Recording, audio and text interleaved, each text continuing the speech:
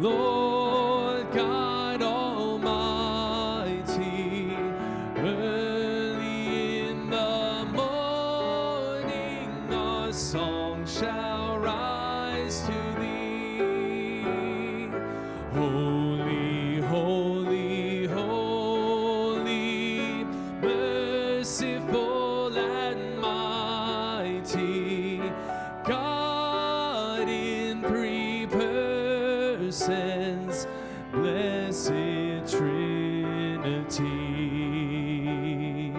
Holy, holy, holy, all the saints adore thee, casting down their golden crowns around the glassy sea.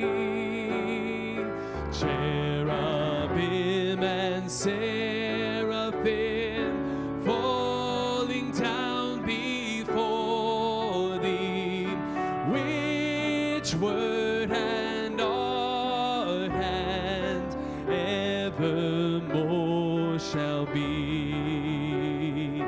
Holy, holy, holy, Lord God Almighty. All thy works shall praise thy name in earth and sky and sea. Holy, holy, holy, merciful and mighty, God in three persons, blessed Trinity. And you may be seated. How amazing that we serve such a holy and mighty God. And it is true that he is also merciful to us. He shows great grace, as it says in Hebrews, that we may come boldly to the throne of grace because of what Christ Jesus has done for us. Let's celebrate that as we worship together. Before the throne of God above, I have a strong and perfect plea, a great high priest whose name is love, whoever lives and pleads for me. My name is graven on his hands, my name is written on his heart. I know that while in heaven he stands, no tongue can bid me thence depart. No tongue can bid me thence depart. When Satan tempts me to despair and tells me of the guilt within, upward I look and see him there, who made an end of all my sin. Because a sinless Savior died, my sinful soul is counted free. For God the just is satisfied to look on him and pardon me, to look on him and pardon me. Behold him there, the risen Lamb, my perfect spotless righteousness, the great unchangeable I am, the King of glory and of grace. One with himself I cannot die, my soul is purchased by his blood, my life is hid with Christ on high, with Christ my Savior and my God, with Christ my Savior and my God. The love of God is greater far than tongue or pen can can ever tell. It goes beyond the highest star and reaches to the lowest hell. The guilty pair bow down with care. God gave his son to win his erring child. He reconciled and pardoned from his sin.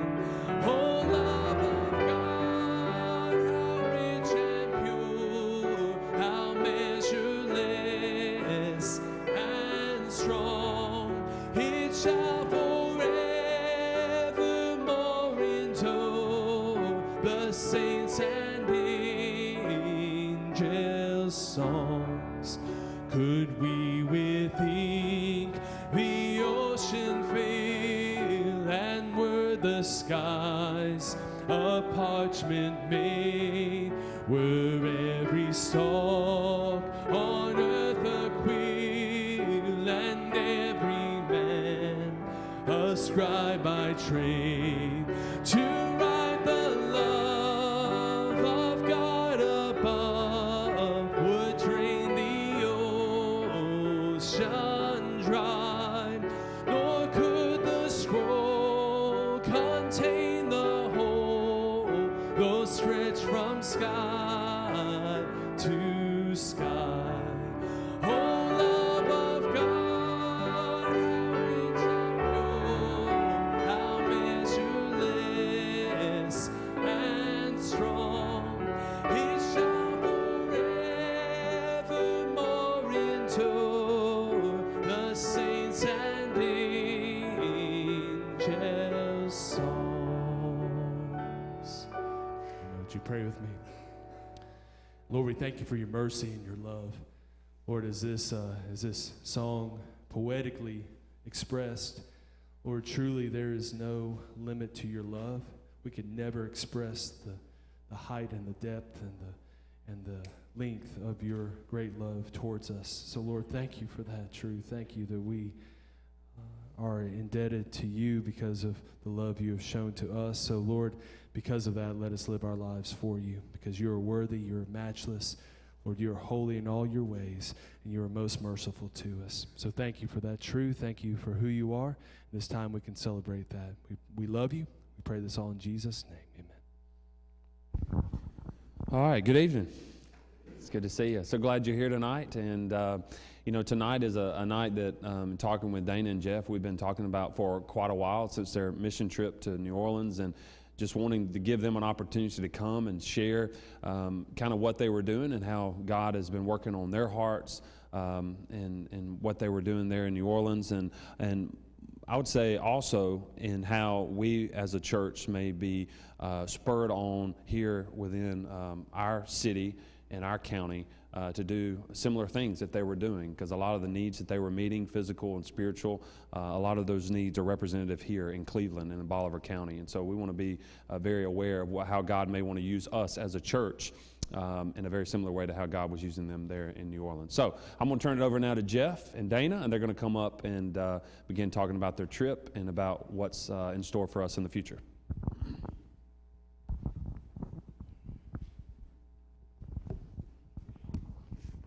Well, thank you for a Sunday night and allowing us to come talk. We've been trying to do this for a couple of months now, get everything together to talk about what we did down there and what we're looking for in the future. And things just don't work out, so God does things in his perfect timing. Now we got redemption groups started, so maybe that's why we're supposed to do some of these things now.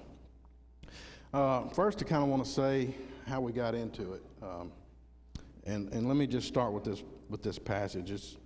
It's Matthew 25, starting in verse 31. It says, "When the Son of Man comes in his glory, and all the angels with him, then he will sit on his glorious throne. Before him will be gathered all the nations, and he will separate people one from another, as a shepherd separates the sheep from the goats. And he will place the sheep on his right hand, but the goats on his left. Then the king will say to those on his right, 'Come,' You who are blessed by my Father, inherit the kingdom prepared for you from the foundation of the world. For I was hungry, and you gave me food. I was thirsty, and you gave me drink. I was a stranger, and you welcomed me. I was naked, and you clothed me. I was in prison, and you came to me. Then the righteous will answer, Lord, when did we see you hungry and feed you, or thirsty and give you drink? And when he did. And when did we see you a stranger and welcome you, or naked and clothe you? And when did we see you sick or in prison and visit you? And the king will answer, truly I say to you, as you did it for one of the least of these brothers, you did it for me. My brother, sometimes I don't like giving my brother credit for anything. Those of you who know Jason understand that.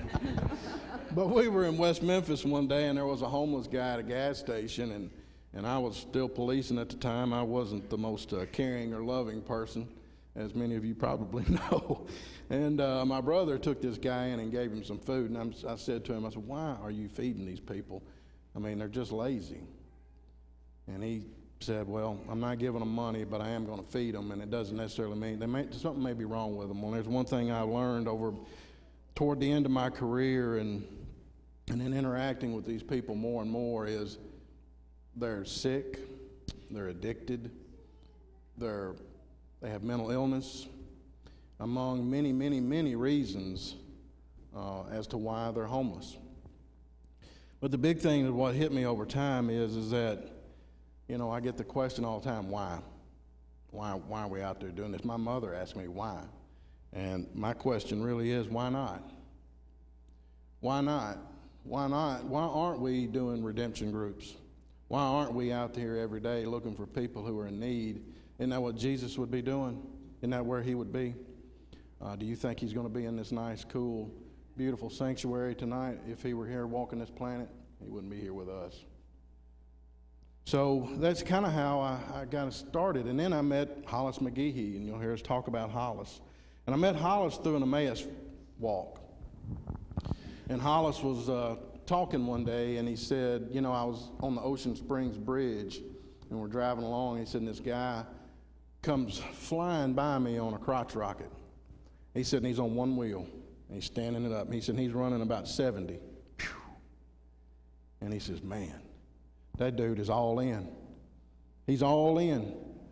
If this thing ends well, great. If it don't, it's just bad news. He's all in. And he said, it hit me like a ton of bricks. He said, and that's what I want to be. I want to be all in for Jesus. Lock, stock, and barrel, moves to New Orleans and starts working with the homeless. Starts his ministry. I heard him say that, and my heart was already burdened about this, and I talked to the Sunday school class about this. And we joined up and started taking off to go to New Orleans in April. Part of that reason for all that, and then Dana's got a few things to say here before we get started.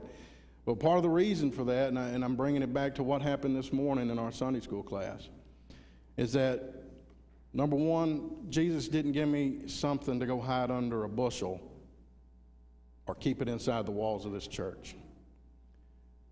So that was my decision to take it out. As being a Sunday school leader, I wanted them to have the opportunity, hey, come with me. If you want to come on.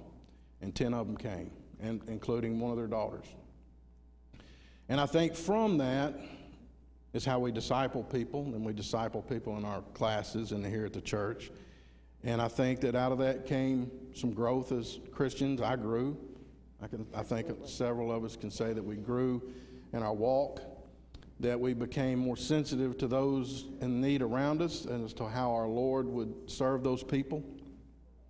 And then today, whereas we started a Sunday school roster with 6 little names on one side back when we started this third service, we had 21 people today in that Sunday school class. So I think that through missions and outreaches and things of this nature, we grow as disciples of Christ. And obviously, if we grow out there, we're going to bring that growth back here, and then this church is going to grow as well. Let me turn it over to Dana real quick.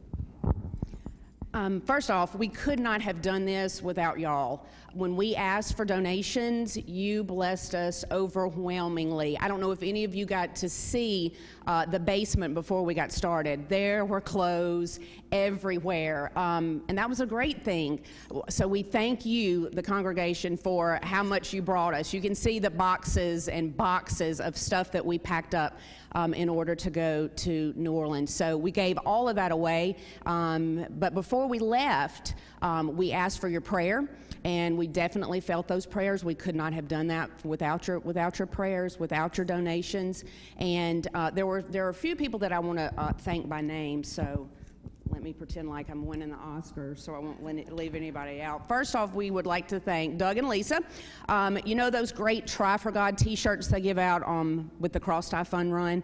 All the leftover t-shirts that they had from that were donated to the homeless in New Orleans. So we took a large load of Try for Gods, which were perfect for the New Orleans heat, because you know they're those kind that breathe dry fit that breathe real easily. Also, Brad's mom brought a huge box of red and white Winona softball or baseball t-shirts. I'm not sure, but there are lots of people representing Winona in New Orleans today. Danny Abraham's family, y'all, they cleaned out their closets, boxes and boxes of stuff. So not only are there people repping Winona, there's some guys walking around in polo. A nice linen suit was given away. So we really appreciate the Abraham family for what they did. Don Lindsay gave us a pallet of water, and he has promised to give us another pallet of water when we go back in November, so that's a huge, huge help. And then, next slide, Jeff, let's find the one of us loading. I don't know if you can see, but in the way back of the trailer, that's Lawson. You know, with his OCD, he had to get in there and tell us where to put everything. So we are very thankful that Lawson helped us stack the trailer just perfectly. Wes was also there. I think the next picture, there's Trip. By the way, I'm going to say this. That is the toughest guy in the room. We discovered that this morning. Trip is the toughest guy in the room. Yeah, you'll see Cable there.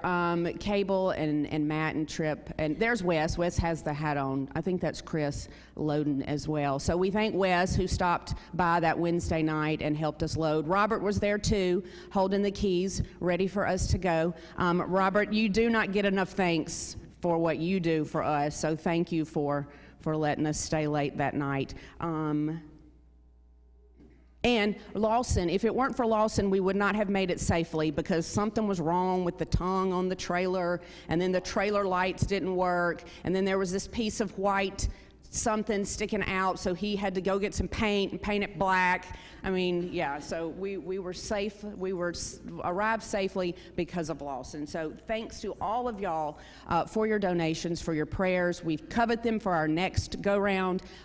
We will tell you exactly what we need for our next trip, and that will come later this evening. So thank y'all. Thank you, thank you. What's next? You got your cards? Oh, that was those items are what was left when we had gone through the weekend and given out all of our stuff. This is in the foyer of Hollis's apartment.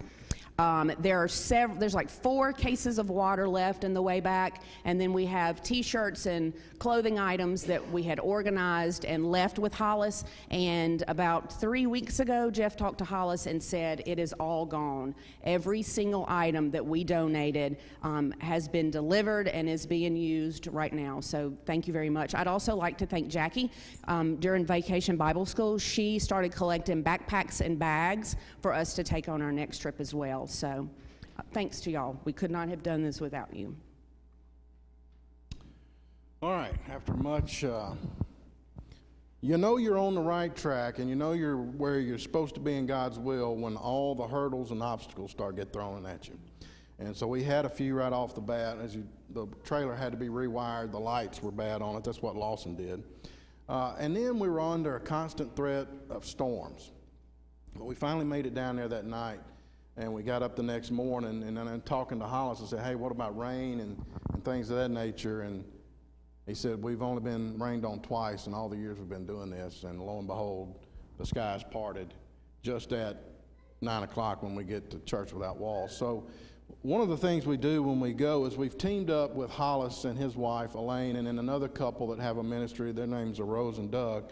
But one thing that happens every morning, Saturday morning at 9 o'clock, is a thing called Church Without Walls. It's started by Troy Goss, who was a graduate of New Orleans Theological. He started Church Without Walls.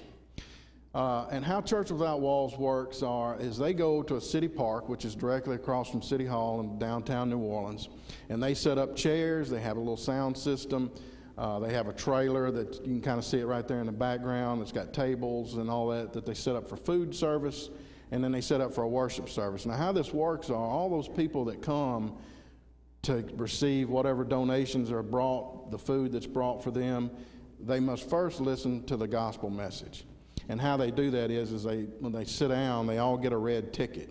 In order to receive any services from them after they've listened to the gospel and the invitation has been given, then they open up the food line and the gift line. You have to present a red ticket. Now, there are people, as you'll see in some of these pictures, that are on the perimeter. They're waiting for the scraps. They don't want to be in there listening to Jesus, but they're hoping they're going to get something. But they can't get in line. They can't get anything from these people until those people who listen to the message are served first. They get served first. And they get served first by Jesus through the Word, and then they get served by us but for food and gift items, those donations that you sent. So the gentleman in the center there that's talking, that's Otis Dorsey. Otis is a recovering addict, and he was a homeless person. He does most of the sermons there on Saturday morning. And then to his right there, the guy in the black shirt, long hair, in front of the guy in the red shirt, that's Hollis, and there's a better picture of him here in a minute. But they're just telling us how this works. That's what they're doing right there. Now, as they set up, these are about 60 or 70 homeless people that are starting to gather and to listen to the message and get ready that morning. This particular morning, their sound system didn't work, and they didn't have it with them. So they're preaching and standing out loud. Jacob, my oldest son, was with us and volunteered a cappella to get up there and sing a song. And we have a little video of it that we're not showing here tonight. But he gets up and he sings a cappella to these people. And to be honest with you, I was a little bit blown away by that.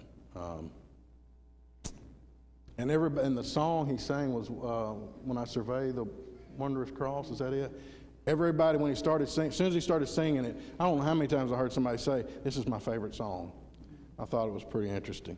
But there they are. That's another picture, and the rows go back deeper than what you see right there. So I think that morning we probably had somewhere in the neighborhood of 70 to 80 people.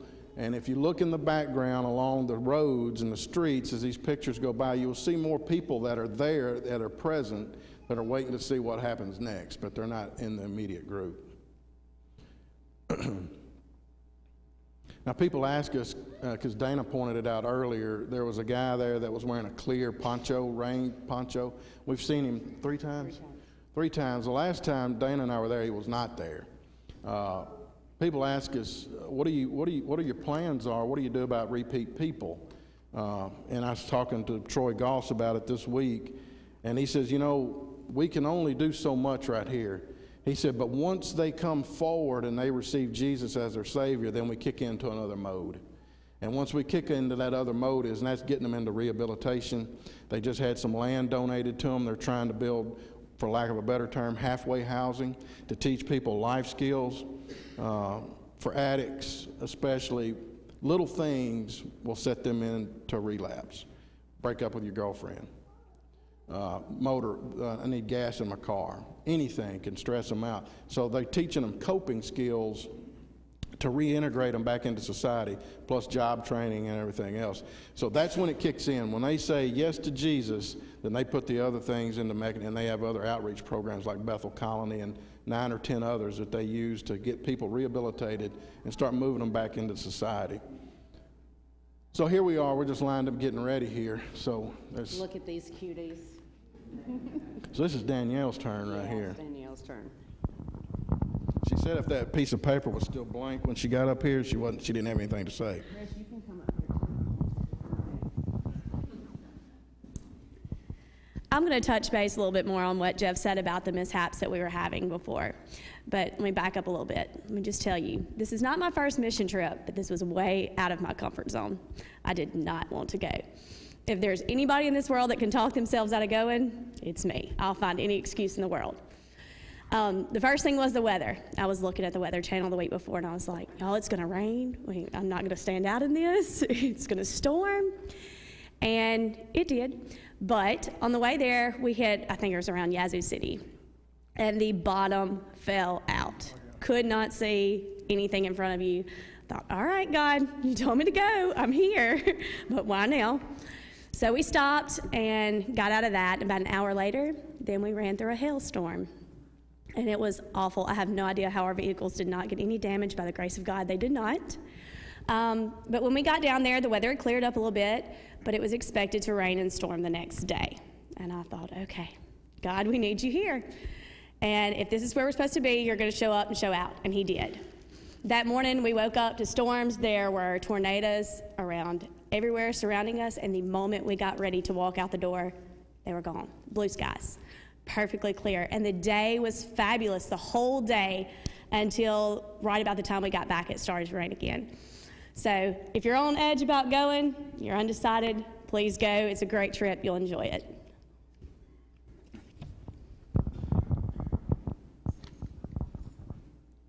I will definitely agree with her that she will look for any reason not to go. And she did. She watched the Weather Channel every day, 5 times a day, and confirmed with me that she wasn't going, but we made it. However, there's the picture of Church Without Walls, and that was held on the grounds of the City Hall at New Orleans. And like Jeff said, it was about 75 to 80 people. There's a picture of us serving the food, and it was about 5 of us in a line, and we just made an assembly line, and as they came through, we passed it off to the next person, and they were grateful to have those hot dogs and chips, I promise you, and so much so that many of them tried to come back through a second time before everybody got fed. But like Jeff said, it was a very touching service to watch all those people come in and just have a seat and listen to the gospel and what was going on and what was being said.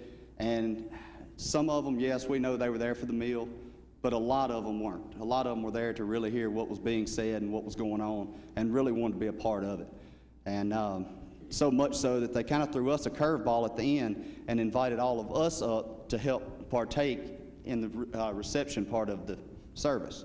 And some of us actually had the opportunity of people coming up and actually talking to our members. So like Danielle said, if you have any questions about it or feel led to go, please do so. Step out of your comfort zone. I'm glad we did. We can't wait to go back. It was very much a touching trip and definitely something I'll remember for the rest of my life. Thank you, bud.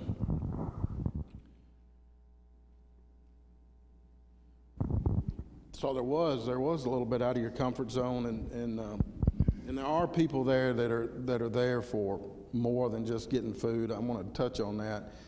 They're there to get fed in other ways too. They're there to get spiritual feeding. But folks, Jesus now, we are his hands and feet.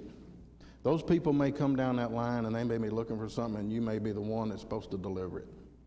You're the hands and feet of Christ. That's what we are, and that's why we're down there. And that's why we're trying to bring back here. This right here, this picture, just as these guys are lining up across the front of the group there, Otis, who was down there preaching, had called all the men forward. So we don't know what's going on. He's just called us forward to stand in a line. It's invitation time is what it is. And lo and behold, he calls an invitation, and people start getting up and coming forward. Now here's Jacob. This lady came straight at Jacob and wanted him to pray with her, so they start praying.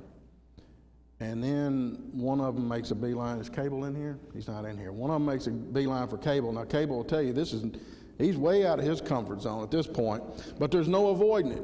It's like a bullet heading at you and you're frozen in cement. There was probably some looks like this, but there was nobody else, and this person's coming. Now, who really got stuck out of their comfort zone, or I shouldn't say that. Matt speaks pretty well, and he's going to talk about this in just a second. I'll let you tell the story, Matt. Come on up here. So there's Matt, and there's his guy. How y'all doing? Out of my comfort zone, without a doubt. This is my first mission trip. Standing in front of these guys, you know, you got 7, 8 rows of people. They're all sitting there. You know, you're looking, and lo and behold, there's a guy in the far back corner. He's got his eyes set on me. I'm like, oh, they called us up front. He's looking at me. I said, you know, I'm the guy when it comes to dinner time. They, you know, hey, you know, who wants to pray? You know, I'll step back behind my dad or something. It's something that I've never really been comfortable with, you know, and this guy's name was Creighton, and he's had a tough time, and he walks from, like I said, he's the back row on the far side. He's almost in the grass away from everybody. He walks, beelines to me, he comes up and he said, you know, I'd really like you to pray for me. You know, it was really touching. I think, you know, it's something I learned a lot about myself and my travel and this journey I've got going on, you know, with Christ here. It's really touching. Never would have believed it had that much of an effect on me. A guy in New Orleans, a town that, you know, I've never really been in, never had no contacts or no association with, but he walks up to me, he asked me to pray for him. And like I said, I'm the guy that steps back at dinner time when it's time to, you know, to say the prayer, and, you know, you kind of got to let go and let God, you know, you just let him flow out of you. And, you know, we sat there and prayed. Like I said, his name was Creighton, and it's just a really, really touching experience. And if you get the opportunity, I really think it can have a really good effect on anybody. So if you get the chance, it was really touching. It was a really good deal. Thank you, buddy. You did so good. We were talking about this morning. There are trips that you can go on mission trips, 20, 25, 30 people, and you might be hammering a nail in a board. You might be building a house. There's anonymity. There's usually somebody there that's going to witness for you, and you can stand in the background. Right here, when you're doing stuff like this, there's no anonymity. It's in your face. And God's going to take care of it. You don't know why you're supposed to. We don't know what Matt was supposed to be doing, but God had a plan, just like in this morning's Sunday school lesson when Paul took a left to go see Lydia, and when he got that vision, there was already a reason he was supposed to go do it. It was already part of the plan. So all you got to do is step out of your comfort zone and go. That's all you got to do. This is my first mission trip. You think I knew what I was doing? It was just a bunch of us took off for New Orleans hoping we'd get this right. That's all it was, you know. All right, so you want to come back up? Well, after we left Church Without Walls, we start hitting the camps. Now, this is the first camp. The only reason this picture's in, and these pictures are kind of in order, or they are in order.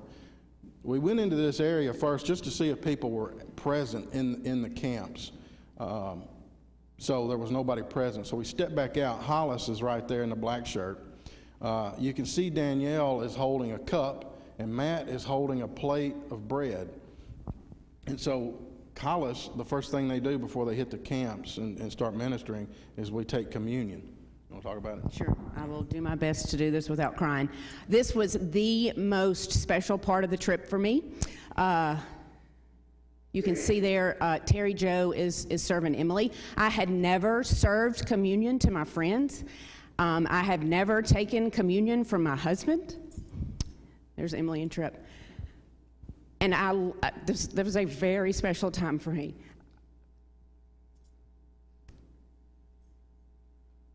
And it was at this moment,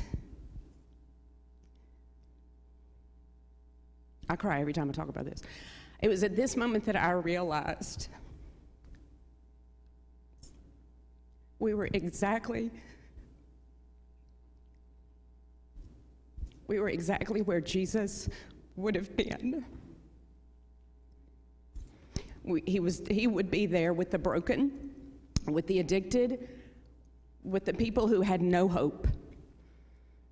And it was at this moment that I realized that we're outside, we're surrounded by that nastiness, by that tent in the middle of a teeny tiny covered area. See that wooded area.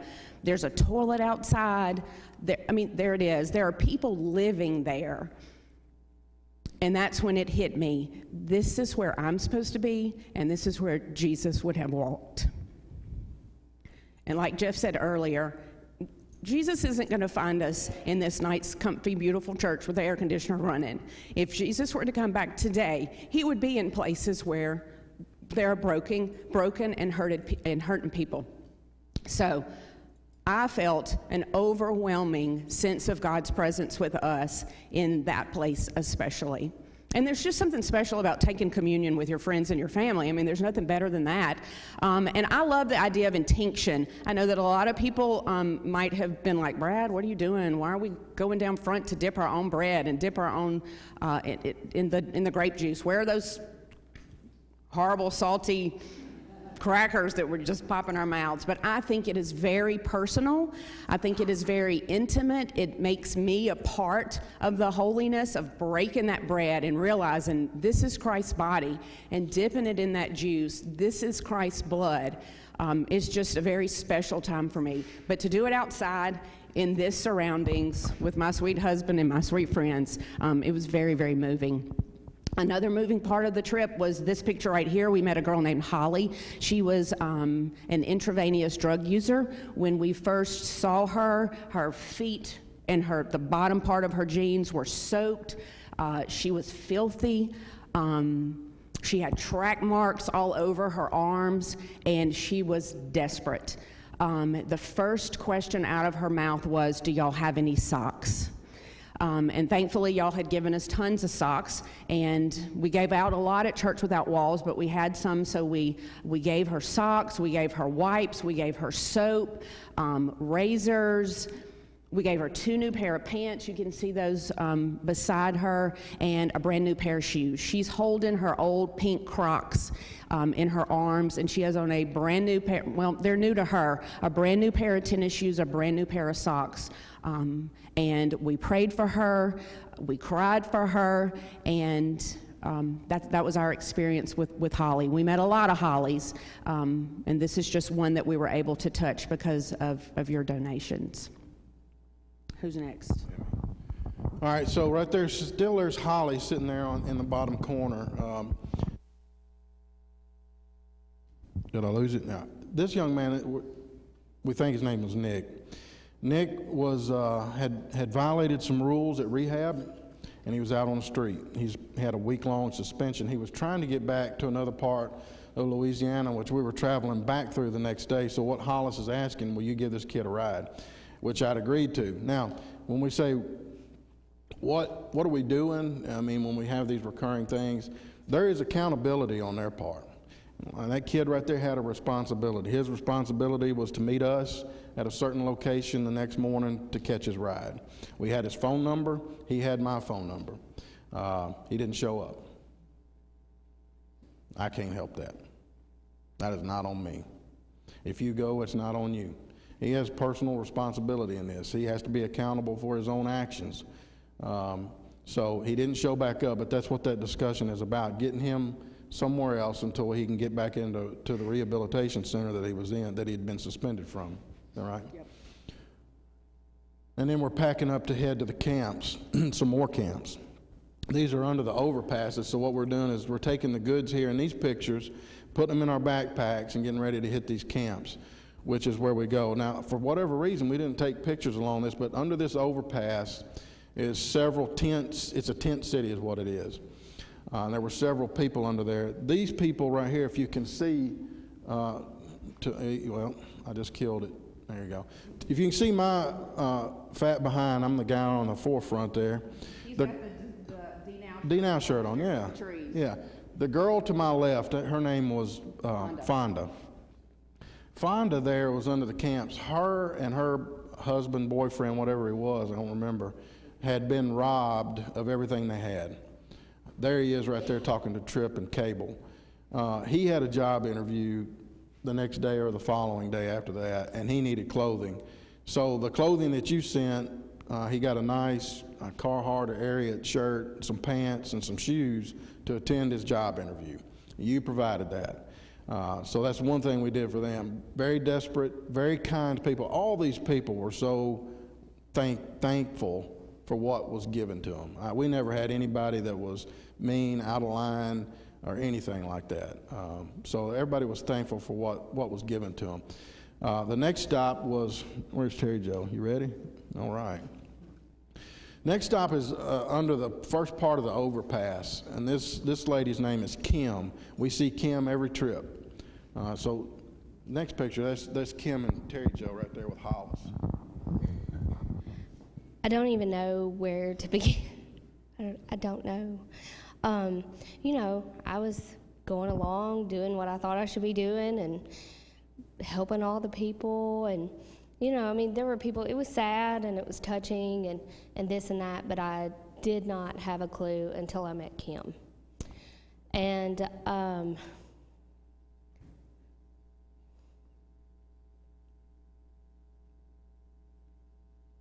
she really made me question myself as a Christian, because in my eyes, we should all strive to be like Kim. Kim had a job, a car, a house, cell phone, anything you could think of. I mean, she had it all. And she said, I struggled with being a part-time Christian. Just, you know, oh, I go sit in church or I do this. She said, but then I realized that there were so many things that stood in the way of me and my relationship with God. And she said, so I prayed for God to take those things away from me, and to make it easier for me to worship Him and to have a relationship with Him. And she said that she was told to pack up her bed and move.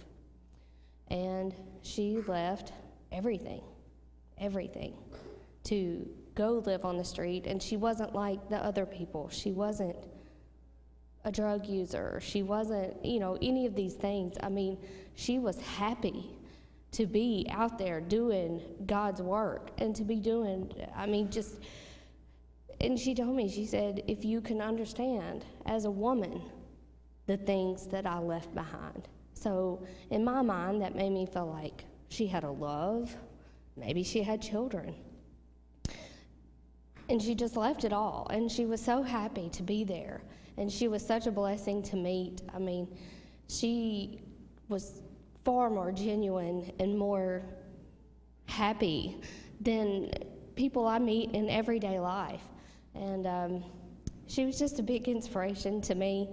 And I love her, and I can't wait to see her again. And I told her that. So anyways, it was a big deal for me. I've never done this before. This was my first mission trip. So I've been raised in church my whole life, and have been one of those people that did what I was supposed to do. And this was an eye-opener for sure. Man, you did so good. See, it's not hard. This camp right here is at the far end, just before you're getting pretty close to the river, and then we start working our way back. Now, I didn't pick up on it so much as the rest of the group did. But the rest of the group said that when they got to this place, they became very uneasy and that they felt an evil presence around this place. This group, I will say, was a little more rowdy. There was more alcohol and, I guess, avarice, as you might say, around this group. You can see Hollis there talking to people. There's a lady sitting down, though, in the white T-shirt. That is Rose. Rose and Doug have their own homeless ministry. They go around every Saturday. They don't miss it. And Rose right there had been checked into the emergency room that morning with heart problems. As soon as she was released, Doug, her husband, was going to go with, and she said, no, don't come down here. Get out there and do the work. So Doug is with us, and then Rose joined up with us. That woman right there loves on people. I don't care how filthy and nasty, dirty, smelly. I don't care. She is in their face. She is hugging their necks. She is kissing on their neck. That woman loves folks. She's got some Jesus in her, and she is driven.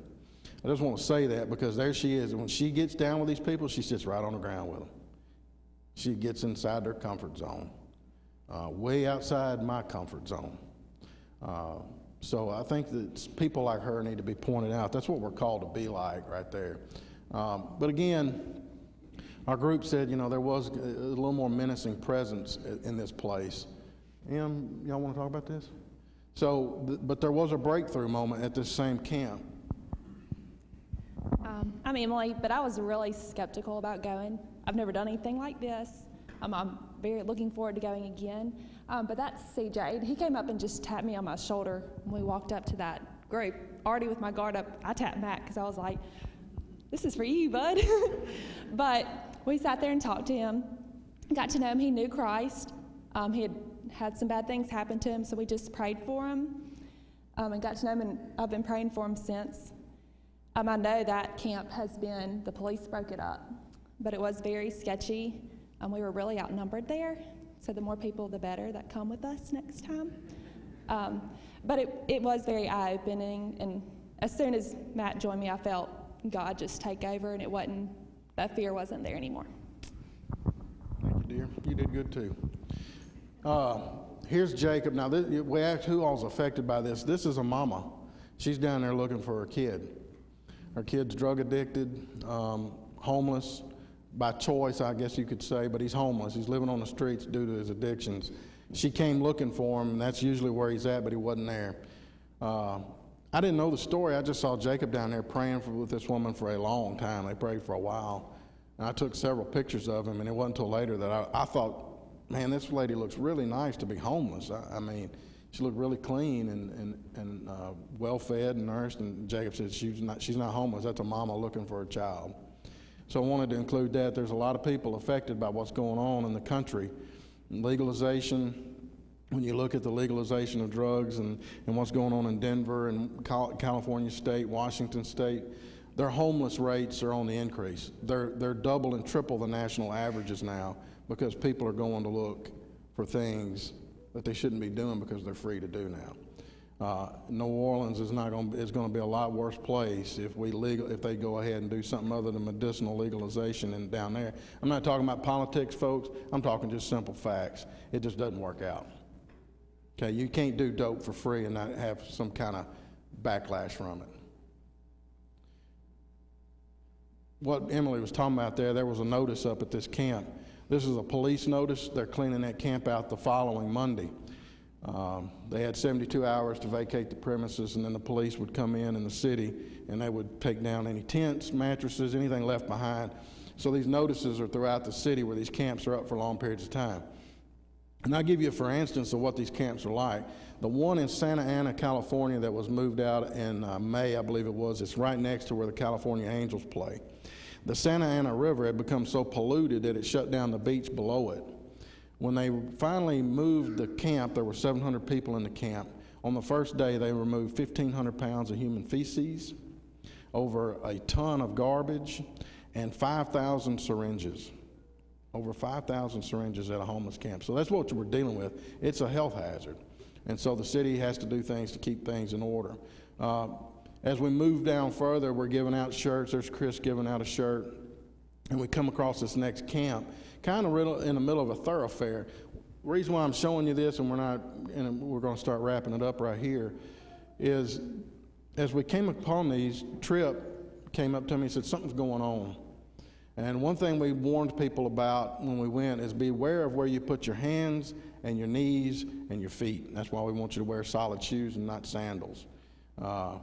Something's going on. So I went around to the opposite side, and that's the guy that you just saw his profile. That's his right leg. You can't see it well in that picture, but right here as we zoom in, I don't think my little, it's not going to work, but right to the right of the water bottle, you can see something orange sticking out from underneath that sheet. That is the cap to the syringe. Up on top there on the little concrete pad, you see a cigarette, and you see looks like foam padding out there. That is the cigarette filter pulled out. On the ground behind the concrete pad is a silver looking like bottle cap, and you'll see a little round black knot in that. That black knot is the filter. So what happens, they pull the cigarette out, they put that in there and ball it up. They put their dope in that thing right there. They put the liquid to it, and they draw through the syringe, through the filter to keep any trash as best they can out of what they're shooting. The syringe is loaded, and it is right under there. So what Tripp saw was them about to shoot up with heroin, because there's a guy that's standing up being prayed with at the moment that this picture's taken. He sees me taking this picture and starts getting real uneasy. And because he's jonesing, he wants what's in that needle. So I backed away from it and just kept an eye on people not stepping on that. But the needle's drawn up, it's ready to go, and those are all his tools to make that happen. That's reality. It's a great first step, first rattle out of the bag. It's a great lesson that we learned right off the bat. That's Rose and Doug. I'm sorry? Who? Tripp, you want to say anything about it? He's good. That's the toughest guy in the room. Toughest guy in the room. That's Rose and Doug. We just took a picture of them. They have their own ministry. They team up with Hollis right there in the black shirt and his wife, Elaine, and they go out every Saturday. They're out. And Jenna, you want to say something right now before I move on real quick? Come up. Hey, Gary, would you mind starting to hand those sheets out, please? Yeah. Gary, can you hand me one? Thank you. You need somebody to watch her?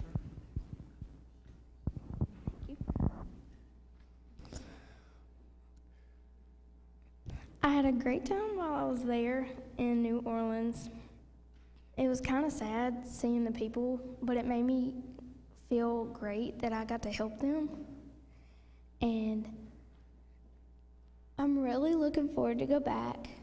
It was a great experience, and I'm just ready to go back. We can tell with your fish face. Y'all see Jenna's fish face in the picture. You did good too. See, it's not that hard. It's not that hard. All right, so we're going to wrap this up. Our next trip, November the 16th or the 18th, we've already started working it out. Church Without Walls has started another church called Cross Culture Church. So they're feeding Church Without Walls into Cross Culture Church. So people that are being saved, that's where they're sending them. They have needs that we're looking to partner with. That's something we're looking at right now. We're going to minister during this trip. We're going to continue to minister with Hollis, Elaine, Rose, and Doug doing those things you saw on the interstate overpasses. Depending on the numbers that come, we plan on going into the French Quarter. Now, I want to scout the French Quarter a little bit. That's a little different crew down in the French Quarter, but that's where we want to go. We want to minister down there, and we may do some prayer walking in the quarter as well. So we'll have plenty to do. We're also talking about setting up a food and water table for those that may not feel comfortable about going out and directly making contact with people. We may send people to a food and a water table, and those people can man that for us. So if you got any interest in going with us, we're going to meet in our Sunday school classroom. That's room 303 on the 3rd floor. Wednesday night at 7 o'clock. As far as cost goes, we're just going to see how many people come. We'll probably stay at New Orleans Theological Seminary. They have places for us. So big thing to do is pray about the trip for us that are going. Pray that we do what God wants us to do while we're down there. Pray for those partnerships that we may be doing. And then pray about if you want to participate or not. We want to have you. It's fun. I guarantee you're going to eat some good food at some point because we are going to eat. It's New Orleans. The other thing, too, we want to talk about is why are we doing it in New Orleans, and what's that got to do with Cleveland, Mississippi? Well, one thing we're trying to do is learn from them down there to bring the expertise back here. Homelessness and the thing it's on the increase. It's on the rise.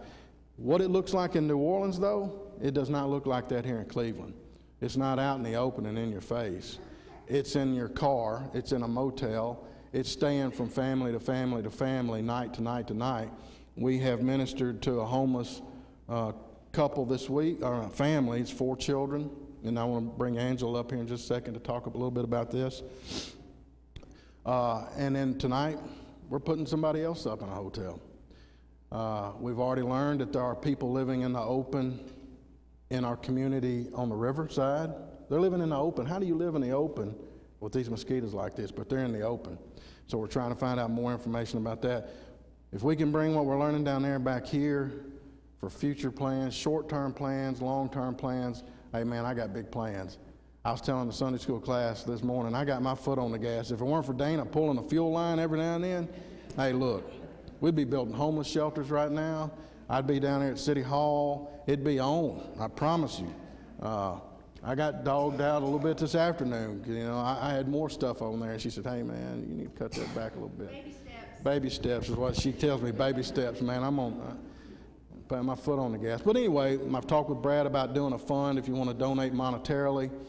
So we're looking at setting up a fund here at the church, not a 501c3 or anything like that just yet, but a fund where we'd have access to money that you donate so we can put food in people's mouths, clothes on people's back, or a roof over their head for the night or a few days or whatever it takes until we can get some other means to take care of that. Also, too, come on up here, Angela. Angela Harris here is with the Cleveland School District. I got a letter from Brad asking me to attend a meeting with them, and I missed it. I was sitting there and looking at it at lunch on Friday, and I was saying, I was supposed to be somewhere at 10 o'clock, and I start trying to call her and apologize, and I finally get her on the phone Monday, and it's about homelessness and what they're dealing with through the schools. And I said, you know, we want to help. What can I do? Who all partnered with you? Who's doing what? And she said, nobody showed up. How many churches did you send letters to? I'm not sure I had somebody to do it for me. So a lot of letters go out, but nobody came.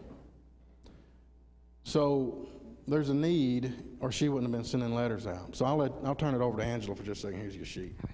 Thank you, Jeff, if I may call you that. Oh. Will you come to me?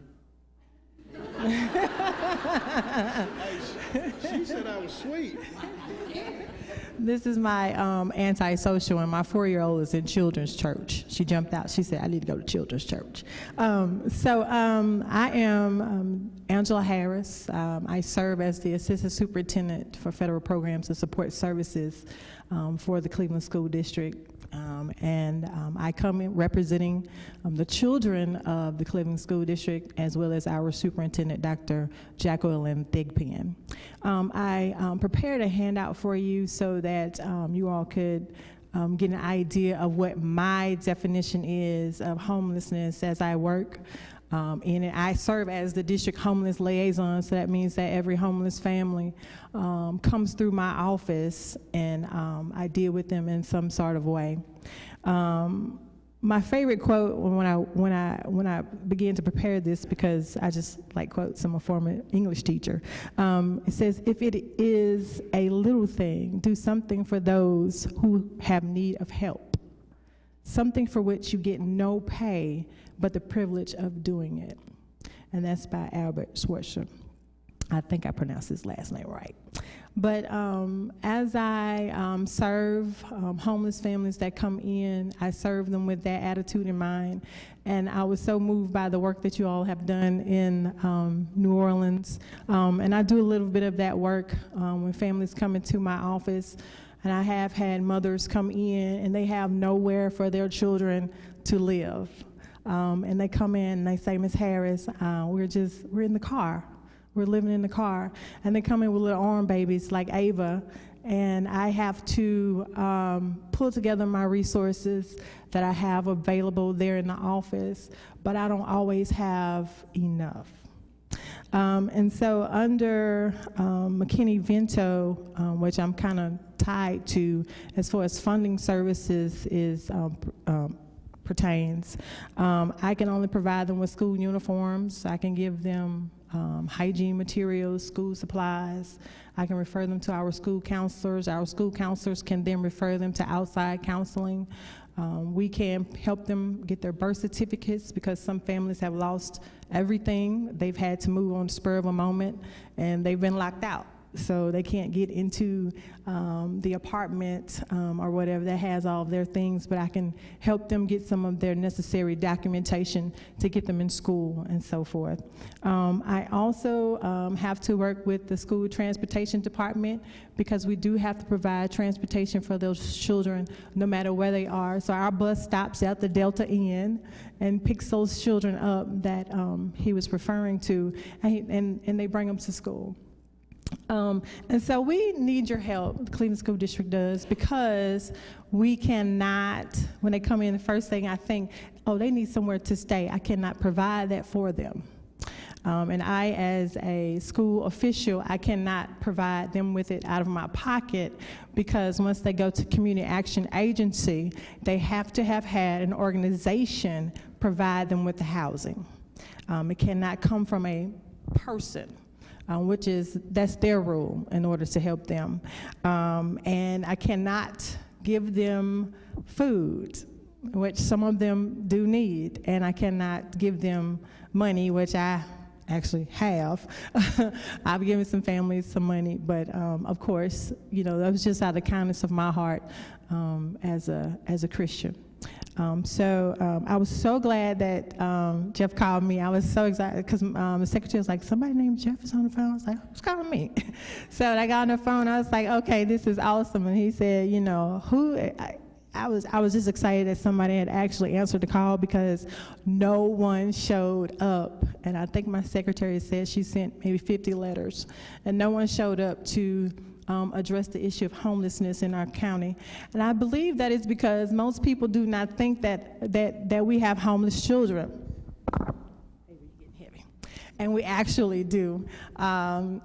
We've served, I think I've had 10 families so far that came in that met the definition of homelessness as listed on this paper, and most of it was living in a motel.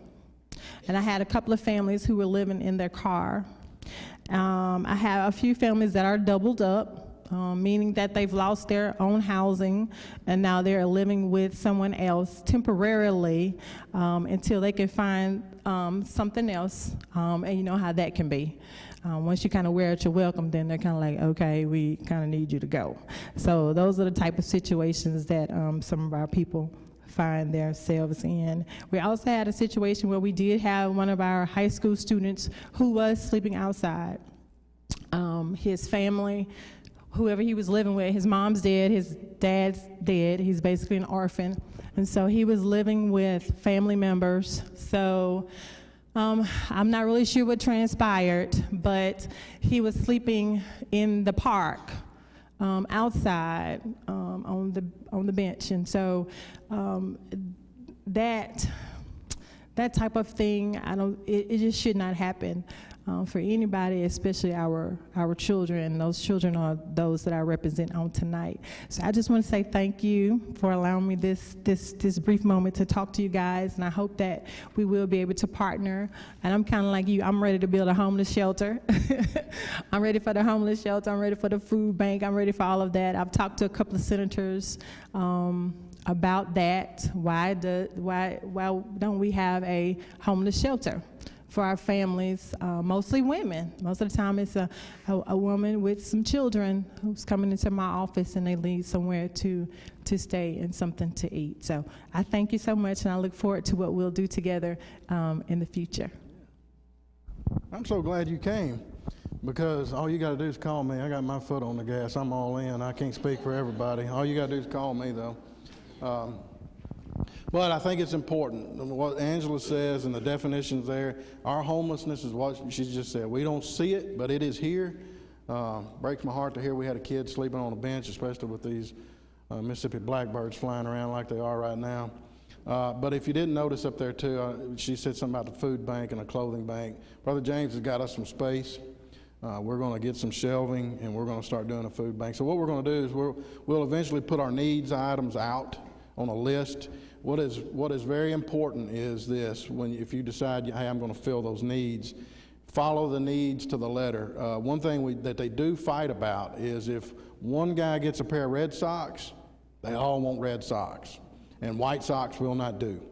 So that's if we say, hey, we want white athletic socks, that's what you need to get. Don't go all out and say, I'm going to get them some pretty purple and yellow, Nike socks because that's LSU's colors. Don't do that, because they'll just fight about it. So we're going to get the needs list out, food lists, and all those things that we need for the trip and for what we're going to do as far as the food bank goes and being able to deliver that. And I'll just say this too, because Angela knows about this. These guys have already ministered to a homeless couple this week, family. They have provided clothing for a 1-year-old and a 3-year-old. The school district has provided uniforms for she's 7 and 9, is that what it is? 2 boys, 7 and 9. But they don't have civilian clothing yet, and we're working on getting them that, and they all need shoes. So we're doing that, and I'm so grateful for them. They've jumped up, they stepped up, they've done so much, and I hope they don't feel like I'm dragging them along, but they've done a lot, and I'm proud of them. So with that, brother, I'm done. Thank you. Thank y'all. Thank you. Appreciate it. Again, just want to thank Jeff and Dana and the Sunday school class for Angela coming tonight and sharing. And one of the themes that I've caught as they've been speaking is the theme of stepping outside of your comfort zone. And in church, we will never grow as believers if we don't step out of our comfort zone. It's in stepping out of our comfort zone that we're stretched, and we tend to lean more on the Lord, and then doing that, we grow and we mature in our faith. And so if you're here tonight and you're thinking, oh man, I would really like to do that, but I don't know if I can, well, you probably are not, in and of your own strength able to do something like this, but you go anyways, and the Lord strengthens you, and He gives you the power and the ability and the words to speak and to do and to minister to the people. And so this is just a great thing, and I'm so excited about what God is doing and is going to do. And I pray that for others that maybe were not here tonight, a part of our church, that are going to start asking questions of what was that all about. Listen, you can send them to our website, underthesteeple.com. They can go and listen to everything that was shared here tonight. It will catch them, bring them up to speed, so that all of our people here at the church can be well informed about what's going on, what we're doing, what we're not doing, because questions tend to arise, and we want people to have the right answers to those questions. And with everything that we do, we want to point people to Jesus. So this is not just, hey, we're just going to meet the physical and the emotional and the those type of needs. We're doing that because we want to love people, but we also want to do that and give them the gospel. Because if we don't, we're just putting a Band-Aid on cancer. So we want to give them the gospel, the good news of Jesus, who can save their souls for all of eternity. Okay? With that being said, let's stand. I'll pray, and we'll be dismissed. Father, we thank you for your grace and your mercy upon our lives. God, thank you that you have opened our eyes up to the gospel, the good news of Jesus. And Lord, in doing so, you've called us to love our neighbor. And Lord, to be the hands and the feet of Christ. And so, Lord, help us to do that. And, Lord, it's going to cause every single one of us in some way, shape, or form, Lord, to step outside of our comfort zone. Lord, I pray that we would be willing to do that, and that we would honor you with our lives. And, Lord, that we would recognize that you've called us to a lifetime of laying down our lives in submission to you, and this is just one of those areas. And so, Lord, I pray that you would use us in a mighty way, not just in New Orleans, but also right here in Cleveland. And may you receive the glory for all that you choose to do in and through us. And we pray this in Jesus' name. Amen.